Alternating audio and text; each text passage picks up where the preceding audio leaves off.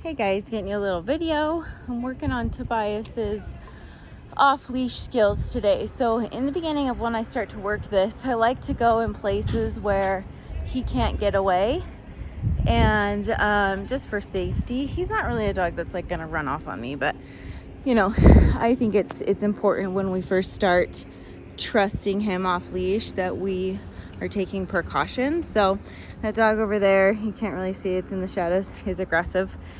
So even though this is all fenced in, I still have him on a long line. What I want to work on is I just want to see where he's at with just the e-collar. So almost a week in, he's doing pretty much everything on leash.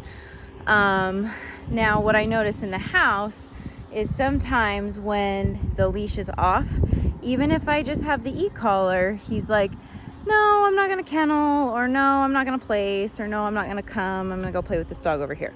And so what I want to make sure is that there's understanding with the e-collar before just like turning it up. Now sometimes I will turn it up and that is enough, but sometimes he still just like tunes it out. And so sometimes there's not a ton of understanding without that leash. The leash is a communications tool, and once that leash goes away and we're dependent on the e-collar, we want to make sure that they understand the e-collar just by itself without that leash. So he's holding a downstay right now. We got I don't know what the sport's called, wiffle ball? Something going on over there. It's not tennis. They don't have a tennis ball. So I'm like, it's not that one. But what I want to see is, can he do it without me touching the leash? And if he needs help, I have a long leash on him, mainly for safety, because I don't want him to run over to this border collie that has a lot of anxiety, and that would freak her out and she might bite him. So as friendly and social as he is, I don't want him to get bit in the face. Tobias, heel. Good. So when I work on the heel position and I don't have the leash, sometimes he'll get a little bit like tired because he has to think harder than if I just hold onto the leash. Tobias, heel. So even right there, he's like, oh, I don't know where I'm supposed to be. Where do I need to go? And so since I don't have that communication, heel, I'm using the e-collar and I'm bending over and patting my leg. Heel. Good, right there. Good job. Good boy. There we go. Good.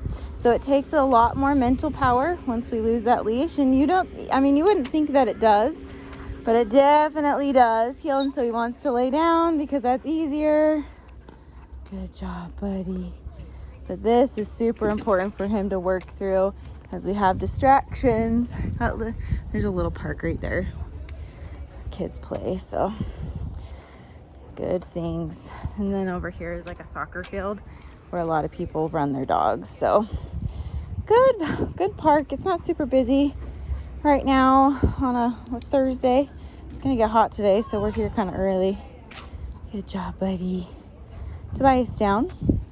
Good boy. His downstays are coming along. He's so tired from working this exercise just in the last 15 minutes, but it's really good for him to work through watching the game. Good job, buddy. Good. So this is the beginning transition to off leash. He's doing good.